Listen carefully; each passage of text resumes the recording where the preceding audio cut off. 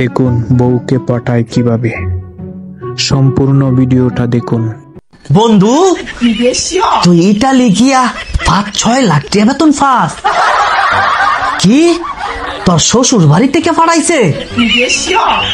আর তোর বউরে 50 ভরি স্বর্ণ দিবি? ইস, আমিও তো আমার বউরে এতটুকুই স্বর্ণ দিতাম, প্রতি মাসে মাসে স্বর্ণ কিনা দিতাম। আমার বউর বাড়িতে তো আর আমার বিদেশ ফাড়াইতো না। যদি ফাড়াইতো তাইলে আমার বউরারও আমি মাসে মাসে লাখ লাখ টাকা দিতাম, স্বর্ণ কিনা দিতাম।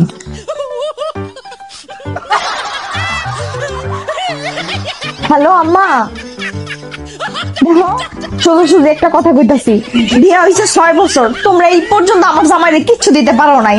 আমার জামাই ইতালি যাইবো, তাড়াতাড়ি টাকা পয়সা সবকিছু রেডি করো, নাইলে আজকের পর থেকে তোমার লগে আমার কোনো সম্পর্ক থাকবো না।